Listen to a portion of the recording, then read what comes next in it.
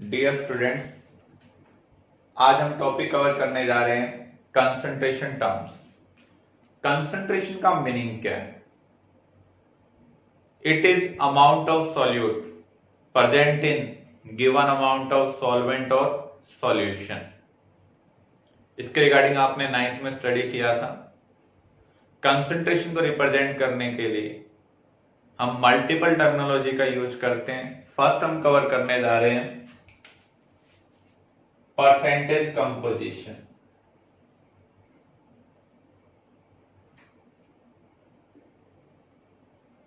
Percentage composition हम कैसे calculate कर सकते हैं?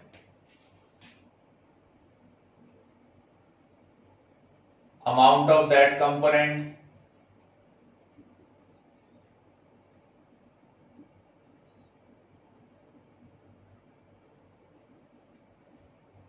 divided by total amount into 100। Percentage का मीनिंग क्या है?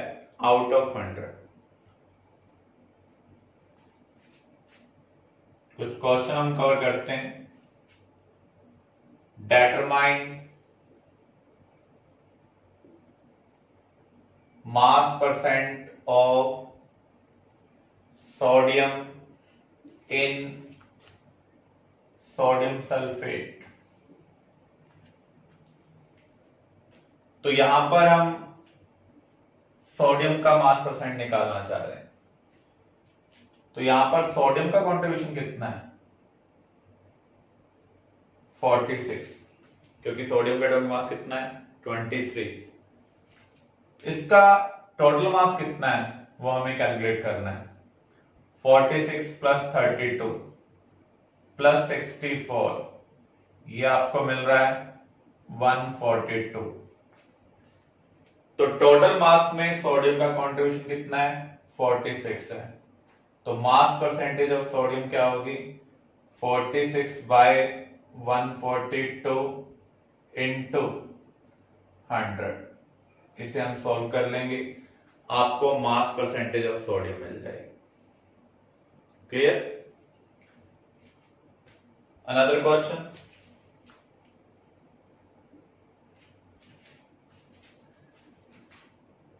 In hemoglobin,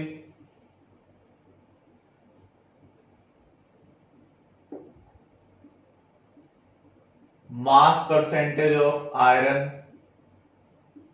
is 0.33%. Determine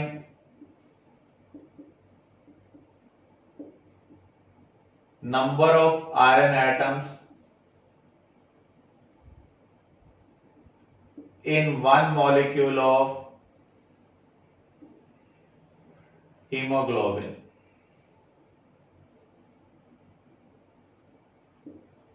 Given molecular mass of hemoglobin 67200। तो इस प्रॉब्लम को हम सॉल्व कैसे करेंगे? हम रिलेशनशिप यूज करते हैं मास परसेंट की। मास परसेंट हम किसका देख रहे हैं? यहां पर आयरन का। तो यहां पर क्या आ जाएगा? मास of iron upon molar mass into 100। Molar mass आपको दिया हुआ है 67200। मास परसेंटेज आपको दी हुई है। मास ऑफ आयरन हम यहां से निकाल लेते हैं। तो मास ऑफ आयरन क्या होगा? मास परसेंटेज 0.33 है आपके पास, इनटू मोलर मास 67200 अपॉन 100। 0.33 को हम क्या कह सकते हैं? 1/3। 672 को अगर हम 3 से डिवाइड करते हैं तो आपको मिल रहा है 224। ये मास ऑफ आयरन आपको मिल रहा है इन हीमोग्लोबिन मॉलिक्यूल अब हमें क्या निकालने हैं, नंबर ऑफ आयरन एटम्स निकालने हैं। नंबर ऑफ आयरन एटम्स हम कैसे निकालेंगे, total mass of iron divided by mass of one iron atom. Total mass iron का कितना है मॉलिक्यूल में, 224, और आयरन का एटॉमिक मास आप टेबल से चेक कर सकते हैं 56 है। सॉल्व कर रहे हैं तो आपको क्या मिल रहा है, 4 मिल रहा है। इसका मीनिंग क्या है, हीमोग्लोबिन के एक मॉलिक्यूल में 4 आयरन एटम्स प्रेजेंट है। फिर से आप देख लें, क्योंकि यहां पर आपको मास परसेंटेज के बारे में बताया गया है तो मैंने मास परसेंटेज की रिलेशनशिप यूज की है। Mass of iron divide by total mass. Total mass क्या है, मोलर मास है, क्योंकि हमें वन मॉलिक्यूल के अंदर देखने हैं कितने आयरन एटम्स हैं। परसेंटेज है इसलिए इंटू 100। तो यहां से हम मास ऑफ आयरन कैलकुलेट कर रहे हैं, हमने कैलकुलेट किया तो आपको क्या मिल रहा है, 224 ग्राम। तो इतना मास आयरन का एक मॉलिक्यूल में प्रेजेंट है, आपको नंबर ऑफ आयरन एटम्स निकालने हैं। तो हम टोटल मास को मास ऑफ वन आयरन एटम से डिवाइड कर रहे हैं, तो आपको मिल रहा है 224 by 56 equal to 4। This means 4 iron atoms present in haemoglobin molecule. या फिर हम इस प्रॉब्लम को इस तरीके से भी सॉल्व कर सकते हैं, 0.33% आयरन इन हीमोग्लोबिन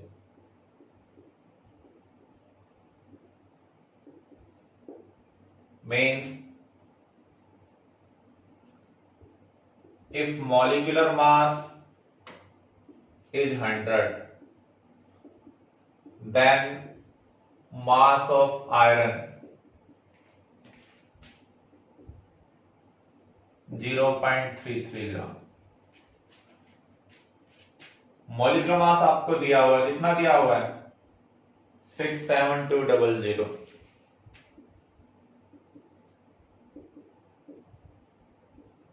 तो 67200 में कितना हुआ, 0.33 by this into 67200।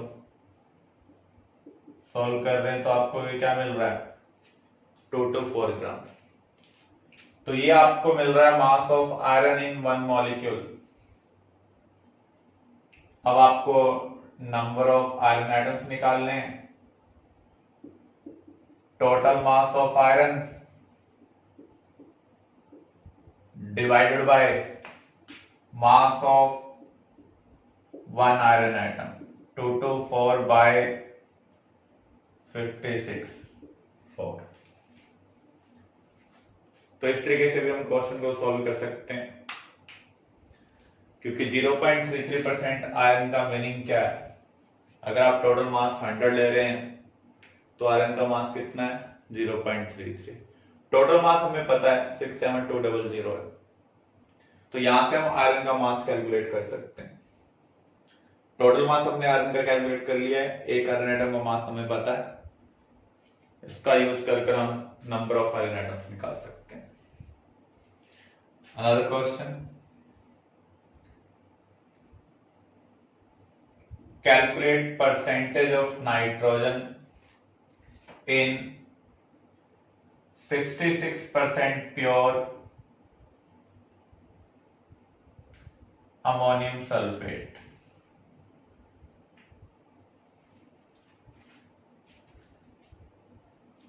Sixty 66% pure का मीनिंग क्या है,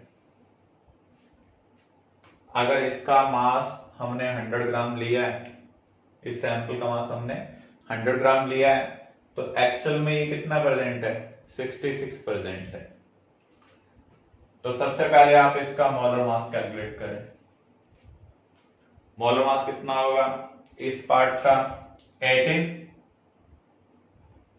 2 टाइम्स है तो 36, सल्फर 32 प्लस 64 फॉर ऑक्सीजन के लिए, ये आपको मिल रहा है 132। ये आपको क्या मिल रहा है, 132। तो यहां पर हम क्या देख रहे हैं, हम टोटल मास तो 100 ग्राम ले रहे हैं,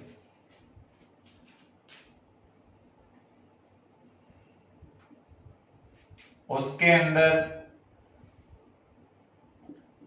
अमोनियम सल्फेट कितना होगा, इक्वल टू 66।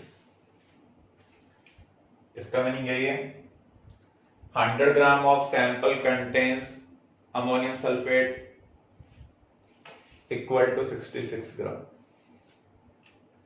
अब आप ध्यान से देखें 132 में नाइट्रोजन का कंट्रीब्यूशन कितना है, दो ही नाइट्रोजन आइटम है, तो नाइट्रोजन का कंट्रीब्यूशन कितना है 28। 132 में 28 है तो 66 में कितना होगा, इसका हाफ ही होगा क्योंकि ये क्वांटिटी हाफ हो रही है यहां पर, तो इसलिए आपका आंसर क्या आएगा 14%। फिर से आप देख लें, calculate percentage of nitrogen in 66% pure ammonium sulphate. तो यहां पर अगर आप 100 ग्राम सैंपल ले रहे हैं तो अमोनियम सल्फेट कितना प्रेजेंट है 66 ग्राम। यहां पर मैंने पहले इसका मोलर मास कैलकुलेट किया और वहां पर नाइट्रोजन का कंट्रीब्यूशन चेक किया। मोलर मास इसका 132 है, 132 में नाइट्रोजन का कंट्रीब्यूशन कितना है 28। अगर आप 100 ग्राम सैंपल ले रहे हैं तो अमोनियम सल्फेट एक्चुअल में 66 प्रेजेंट है, इसका हाफ प्रेजेंट है, तो नाइट्रोजन का जो कंट्रीब्यूशन यहाँ पर है उसका भी यहाँ पर क्या हो जाना चाहिए, हाफ हो जाना चाहिए, क्योंकि यहाँ पर ये वैल्यू हाफ हो रही है तो ये भी क्या हो जाएगी, हाफ हो जाएगी। अब ये जो हम नाइट्रोजन का कंट्रीब्यूशन देख रहे हैं किस में देख रहे हैं, 100 ग्राम में देख रहे हैं, इसलिए मैंने यहाँ पर क्या लिखा है 14%।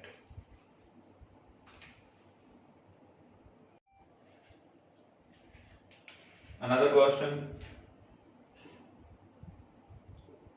a compound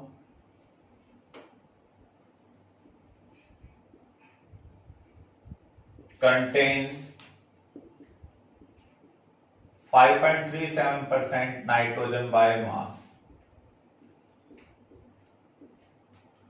Determine its minimum molecular mass.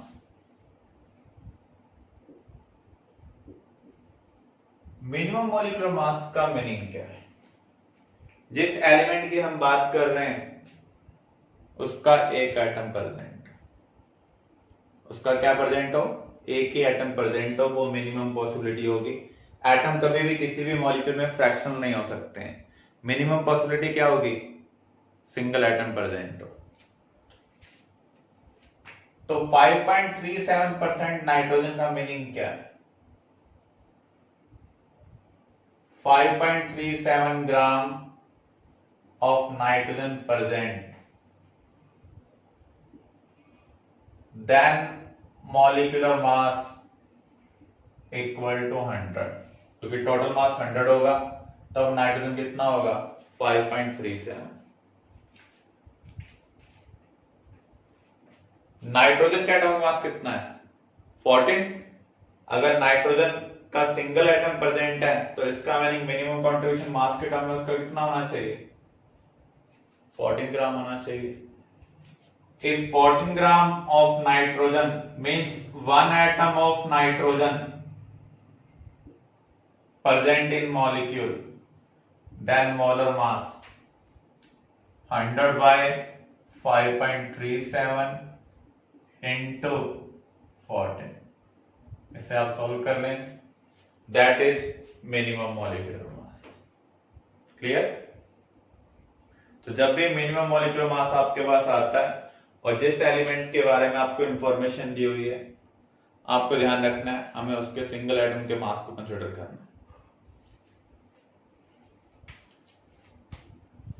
Next हम कवर करने जा रहे हैं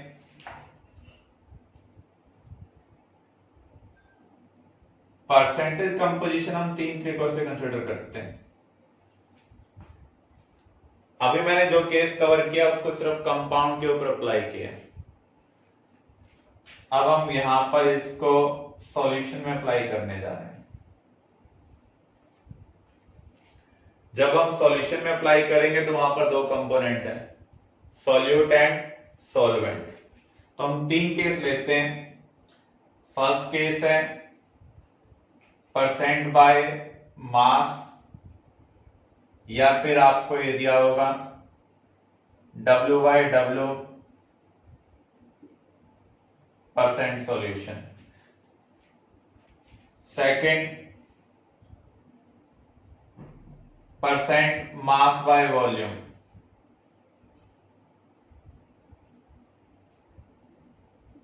और हम कह सकते हैं W/V percent solution. Third case percent by volume और V/V परसेंट सॉल्यूशन। आपको एक चीज ध्यान रखनी है, जो फर्स्ट टर्म है वो किसके लिए, सॉल्यूट के लिए। बाद वाली टर्म किसके लिए, सॉल्यूशन के लिए। अगर 5% बाय मास आपको दिया हुआ है तो इसका मीनिंग होगा 5 gram of solute present in 100 gram of solution. W यहां पर मास को रिप्रेजेंट कर रहा है, V यहां पर वॉल्यूम को रिप्रेजेंट कर रहा है। ऐसे यहां पर अगर दे दिया जाए 5W/V परसेंट सॉल्यूशन, तो उस केस में हम क्या कहेंगे, 5 ग्राम present in 5 gram of solute present in 100 millilitre of solution. Volume यहां पर मिलीलीटर में लेना आपको। तो आपको यहां पर ध्यान रखना है, V आप किस में लेंगे, मिलीलीटर में। W यहां पर मास को रिप्रेजेंट कर रहा है और इसे हमें किस में कंसिडर करना है, ग्राम में कंसिडर करना है। तो परसेंटेज कंपोजिशन को हम कंपाउंड में भी अप्लाई कर सकते हैं, सॉल्यूशन में भी अप्लाई कर सकते हैं। जब आप सॉल्यूशन में अप्लाई करेंगे तो आपको इन सिंबल के बेस पर डिसाइड करना होगा। पहला सिंबल सॉल्यूट के लिए, बाद वाला सिंबल किसके लिए, सॉल्यूशन के लिए। क्लियर?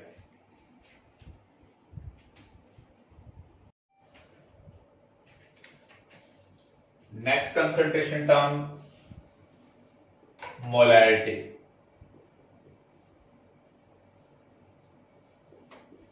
इसको हम रिप्रेजेंट करते हैं कैपिटल M से। It is given by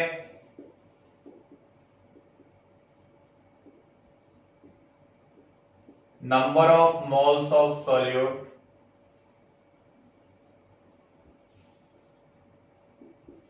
present in 1 liter of solution। 1 liter of solution में सॉल्यूट के कितने नंबर ऑफ मोल्स प्रेजेंट है, that is molarity.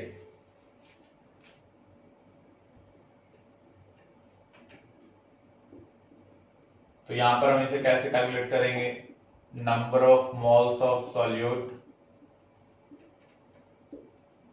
divided by volume of solution in terms of liter। Volume को हम litre में ले रहे हैं, सॉल्यूट का अमाउंट मोल में ले रहे हैं, तो इसलिए इसकी यूनिट क्या होगी, मोल पर लीटर।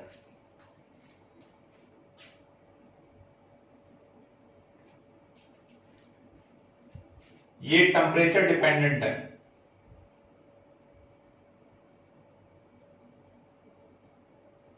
क्या रीजन है,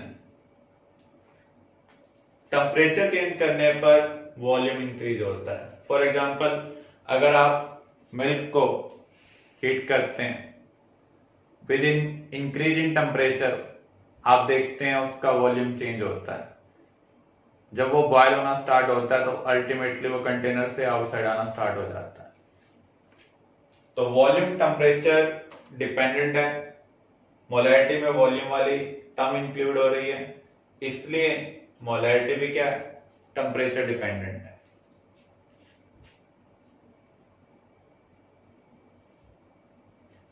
अब हम कुछ न्यूमेरिकल सॉल्व करने जा रहे हैं।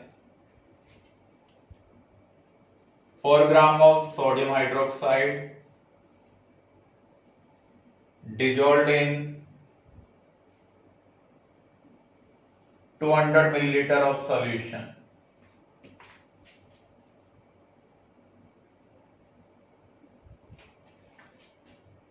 Determine its molarity.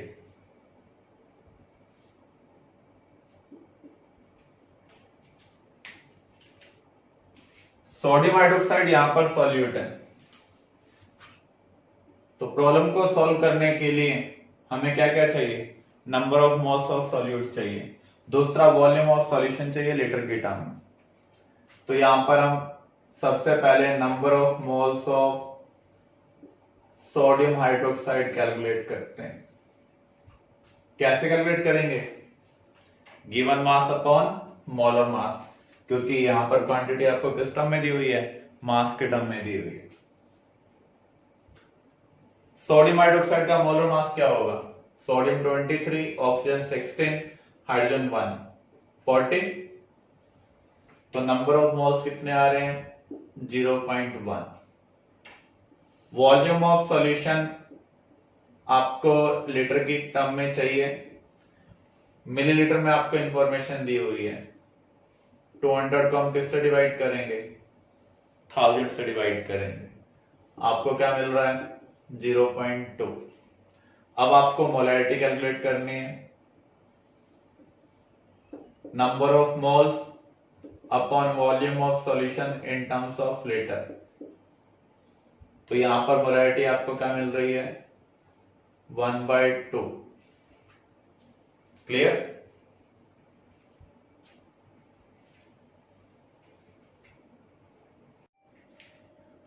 Next numerical,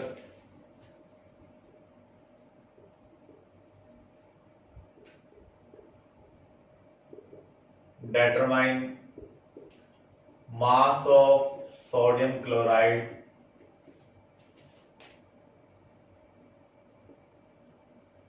required to produce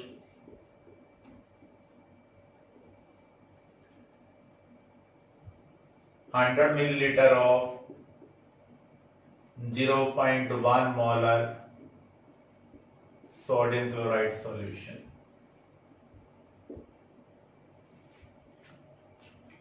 यहां पर हमें मोलैरिटी दी हुई है, वॉल्यूम दिया हुआ है, हमें सॉल्यूट का मास निकालना है। तो रिलेशनशिप हम सेम यूज कर रहे हैं, मोलैरिटी गिवन है तो मोलैरिटी का रिलेशनशिप क्या है, number of moles of solute, solute यहां पर है sodium chloride, upon volume of solution in terms of litre. Molarity आपको दी हुई है 0.1। नंबर ऑफ मोल्स हम कैसे निकालते हैं, गिवन मास, यहां मास हमें निकालना है तो हम एक्स एज्यूम कर लेते हैं, upon molar mass, sodium chloride का मोलर मास है 58.5, सोडियम 23, क्लोरीन 35.5। सबके एटॉमिक मास को हमें याद करने की जरूरत नहीं है, न्यूमेरिकल में नॉर्मली साथ में एटॉमिक मास दिए होते हैं। Upon volume of solution in terms of litre, या वॉल्यूम कितना है 100 मिलीलीटर है, लीटर में कन्वर्ट करने के लिए किससे डिवाइड करेंगे 1000 से। x की वैल्यू क्या आ रही है 58.5 इंटू 0.1, 100/1000 क्या होगा 1/10, सॉल्व कर रहे हैं तो 0.585 ग्राम।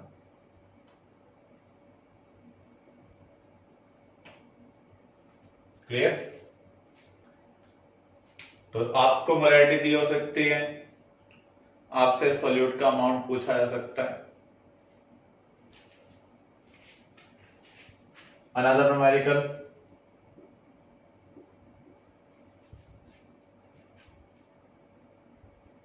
5% sodium hydroxide solution by mass is given. Determine its molarity if density of solution is 1.05 ग्राम पर मिलीलीटर। ये इंफॉर्मेशन आपको दी हुई है, आपको मोलैरिटी कैलकुलेट करनी है। 5% सोडियम हाइड्रोक्साइड सॉल्यूशन का मीनिंग क्या है? बाय मास दिया हुआ है, तो इसे हम कहेंगे 5 gram of sodium hydroxide present in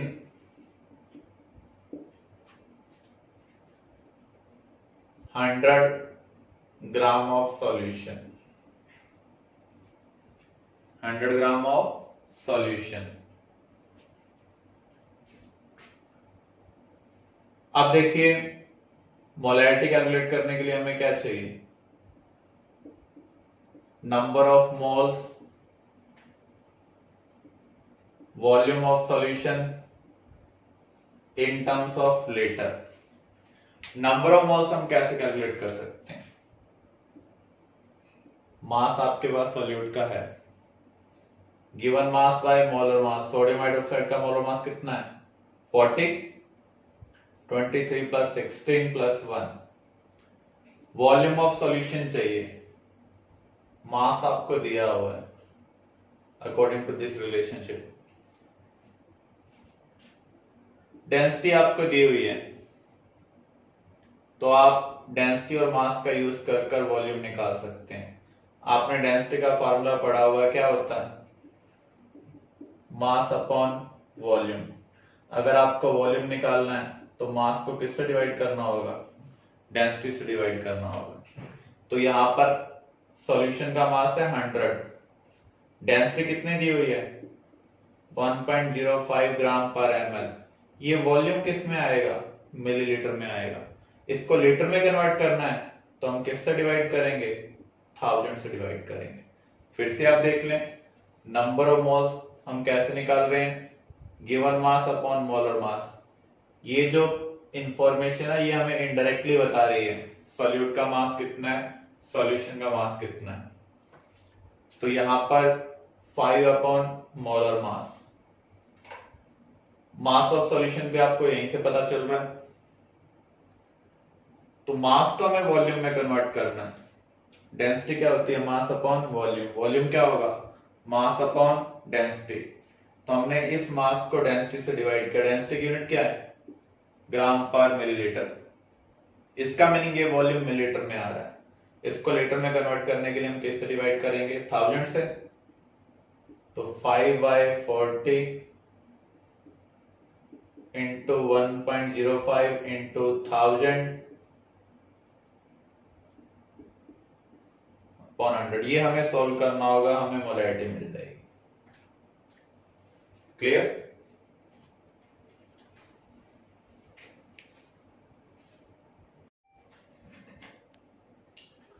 next concentration term,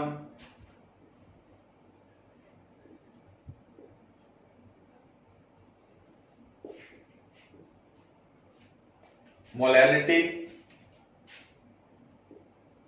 इसको हम रिप्रेजेंट करते हैं स्मॉल m से। इट इज गिवन बाय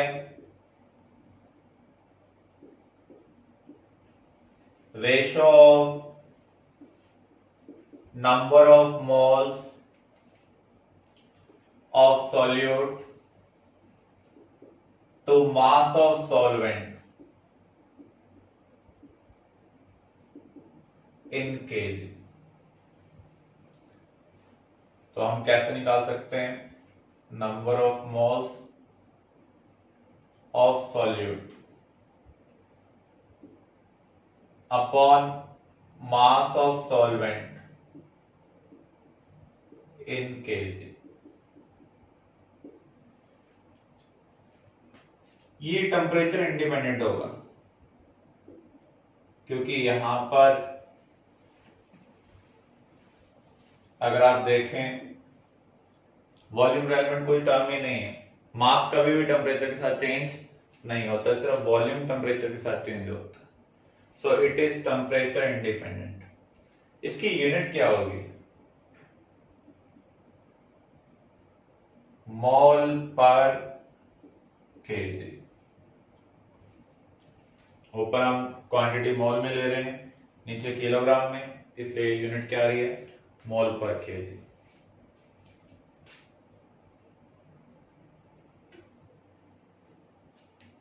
अब हम एक न्यूमेरिकल सॉल्व करने जा रहे हैं।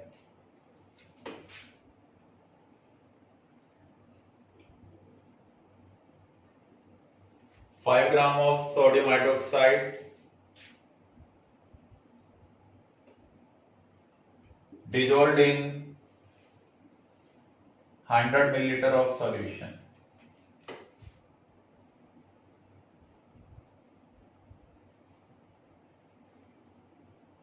Determine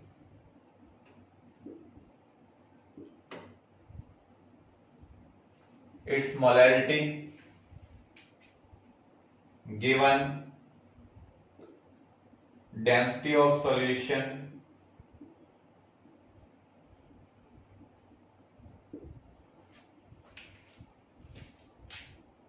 1.05 ग्राम पर मिलीलीटर।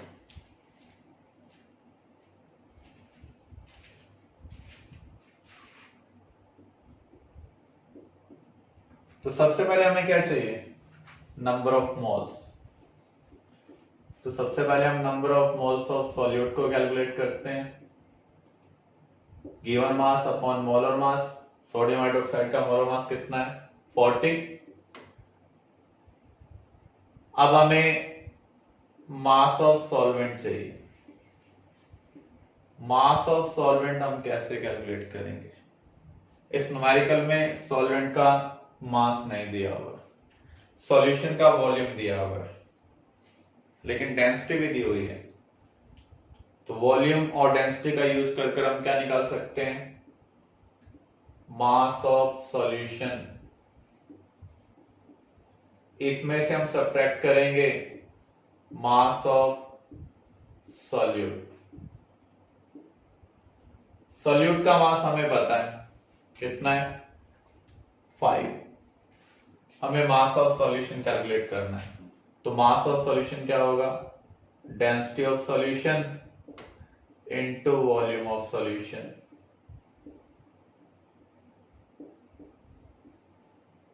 डेंसिटी सॉल्यूशन की दी हुई है 1.05 ग्राम पर मिलीलीटर। वॉल्यूम कितना है? 100 मिलीलीटर। मास ऑफ सॉल्यूट कितना है? 5 ग्राम। तो मिलीलीटर से मिलीलीटर क्या हो रहा है? Cancel. 105 gram minus 5 gram equal to 100 gram. अगर हम इसे केजी में कन्वर्ट करें तो 1000 से डिवाइड करना होगा, 0.1 केजी। अब हम रिलेशनशिप का यूज कर सकते हैं। मोलैरिटी की रिलेशनशिप क्या है? Number of moles upon mass of solvent in KG. Number of moles हमने कैलकुलेट किए थे 5/40। ये कितना कैलकुलेट किया है? 0.1 केजी। पुट कर रहे हैं तो ये आपको मिल रहा है 5/4 मीन्स 1.25। आगे हम क्या लिखेंगे? स्मॉल m या फिर मोल पर KG. Clear?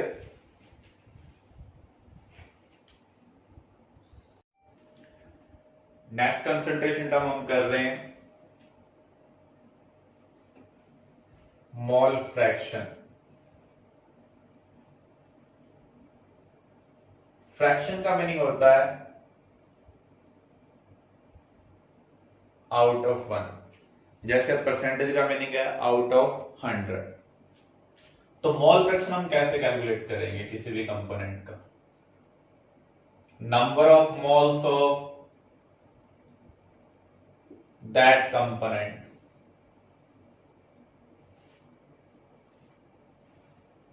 Divide by total number of moles in the mixture.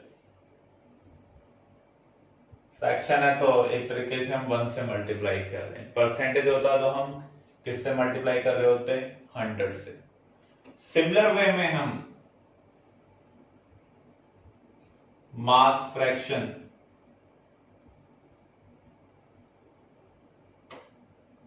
Volume fraction, इनको भी कैलकुलेट कर सकते हैं। मास फ्रैक्शन कैलकुलेट करना है तो mass of that component divide by total मास। ऐसे वॉल्यूम फ्रैक्शन कैलकुलेट करना है, volume of that component divided by total volume. Mole fraction का हम नॉर्मली यूज करते रहते हैं, तो इससे रेलेवेंट हम एक न्यूमेरिकल प्रैक्टिस करने जा रहे हैं।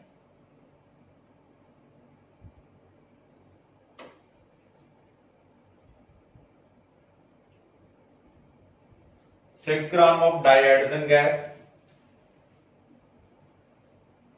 mixed with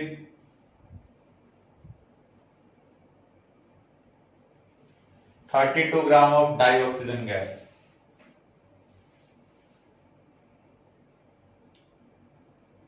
form a solution.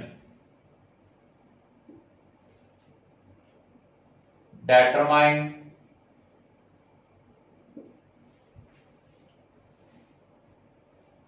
mole fraction of dihydrogen gas.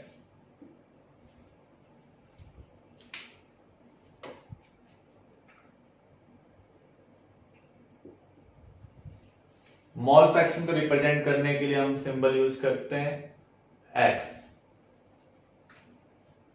तो यहां पर सबसे पहले नंबर ऑफ मोल्स हमें कैलकुलेट करने होंगे।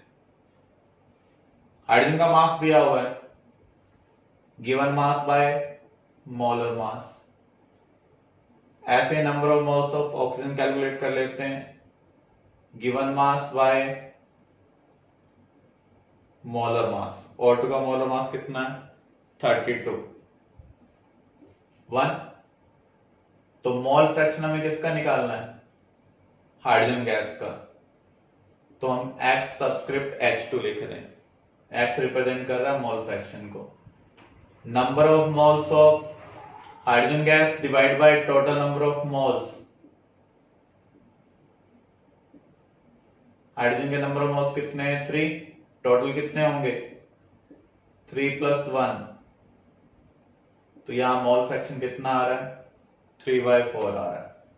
आपको एक चीज ध्यान रखनी है, mole fraction of all components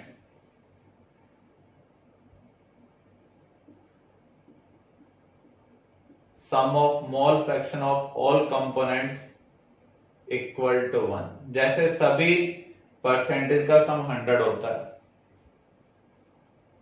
ऐसे ही सभी कंपोनेंट के फ्रैक्शन का सम किसके इक्वल होगा? 1 के इक्वल होगा। क्लियर? अब हम कवर करने जा रहे हैं relationship between molarity and percentage strength by मास। जो हमने परसेंटेज कंपोजिशन स्टडी किया था उसको हम परसेंटेज स्ट्रेंथ भी बोलते हैं। क्या रिलेशनशिप है? Molarity equal to x into d into 10 by molecular mass of solute. x यहां पर है percentage strength by mass, d यहां पर डेंसिटी ऑफ सॉल्यूशन है इन टर्म्स ऑफ ग्राम पर millilitre,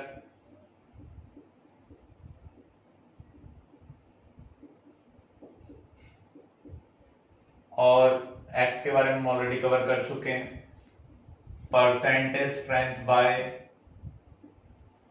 mass. This is molecular mass of solute. अब ये relationship कैसे आए इसको हम ड्राइव कर लेते हैं।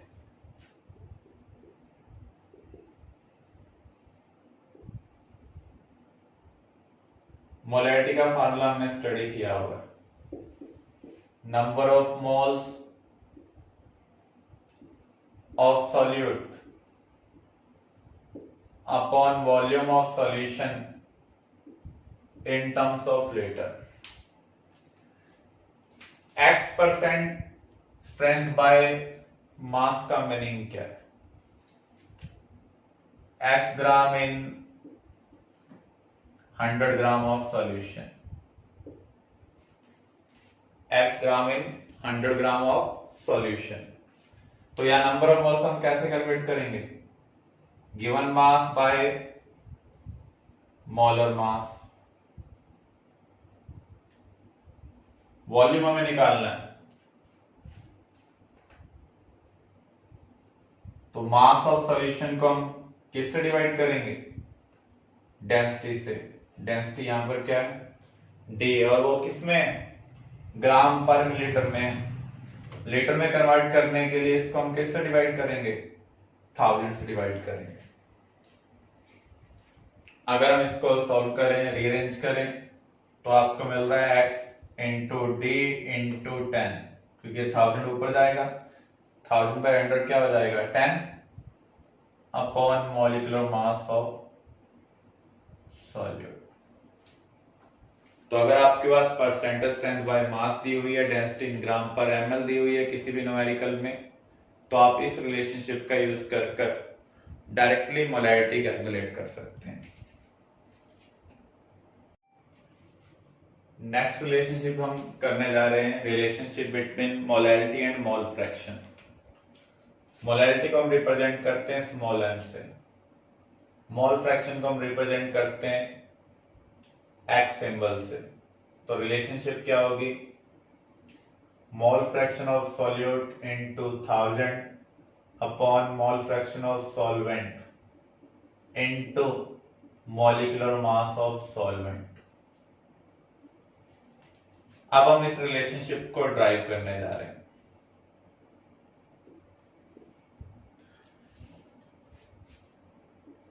मोलैरिटी की क्या रिलेशनशिप है? Number of moles of solute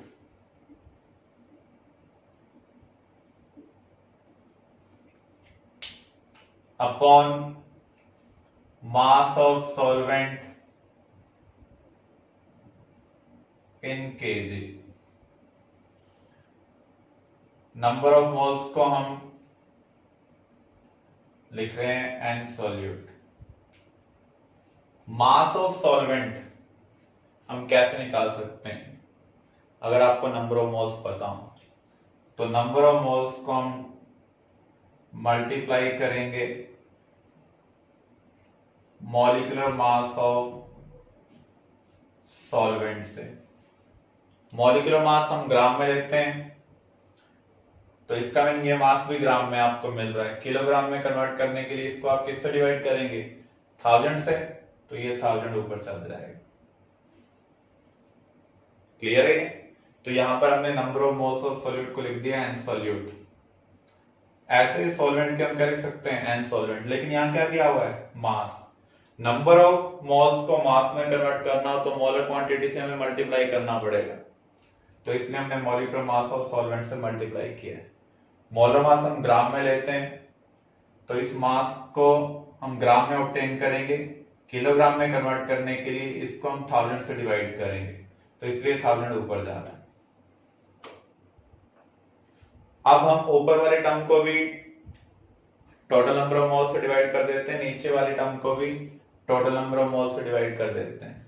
क्या कुछ फर्क पड़ेगा? कुछ भी फर्क नहीं पड़ेगा, क्योंकि ऊपर वाले टर्म को भी आपने सेम नंबर से डिवाइड किया और नीचे वाली को भी सेम से डिवाइड किया। n solute upon n total क्या होगा? मोल फ्रैक्शन ऑफ सॉल्यूट। ऐसे ही n solvent upon n total क्या होगा? मोल fraction of solvent.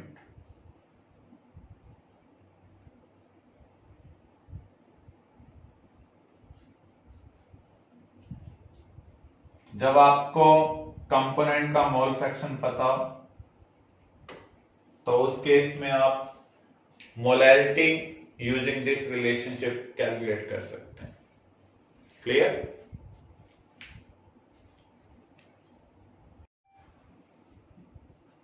Next concentration term ppm, parts पर मिलियन, या फिर हम यूज करते हैं ppb, पार्ट्स पर बिलियन।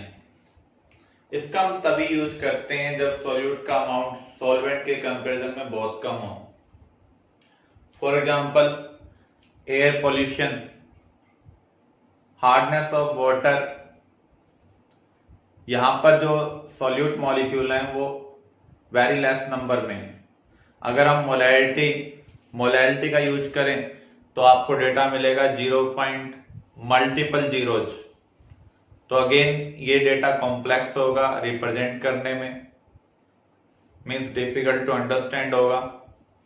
तो इसलिए हम स्मॉल क्वांटिटी के लिए स्मॉल यूनिट यूज करेंगे। तो जब सॉल्यूट का अमाउंट बहुत कम होगा तो हम कंसंट्रेशन की स्मॉलर यूनिट का यूज कर रहे हैं, ppm और ppb। ppm है पार्ट्स पर मिलियन। कैसे कैलकुलेट कर सकते हैं? पार्ट्स ऑफ दैट कंपोनेंट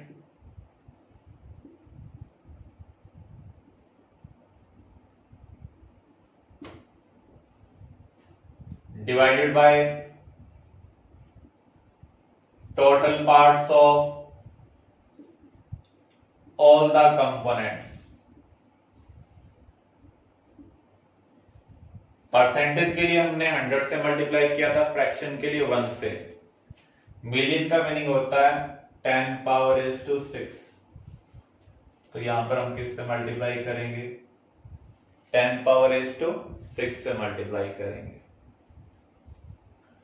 अब जो हम पार्ट्स की बात कर रहे हैं, यहां पर मास भी आ सकता है, पार्टिकल्स भी आ सकते हैं। अगर हम पार्टिकल्स के टर्म में कंसीडर कर रहे हैं तो particles of that component divide by total number of particles.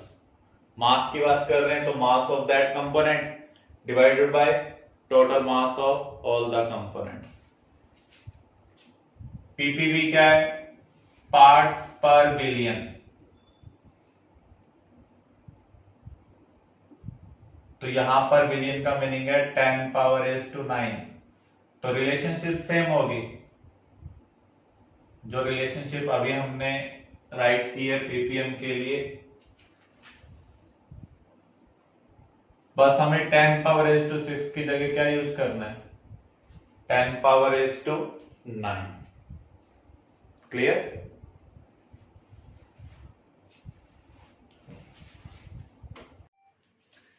अब हम इसके ऊपर एक न्यूमेरिकल कवर करते हैं। 0.2 gram of fluoride present in 500 gram of toothpaste।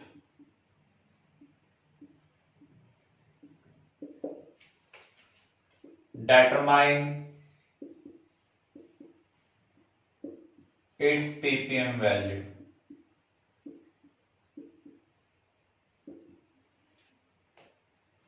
तो यहां पर हम मास ऑफ फ्लोराइड को टोटल मास से डिवाइड कर रहे हैं। पीपीएम निकालना है तो हमें किससे मल्टीप्लाई करना होगा? 10⁻⁶ से।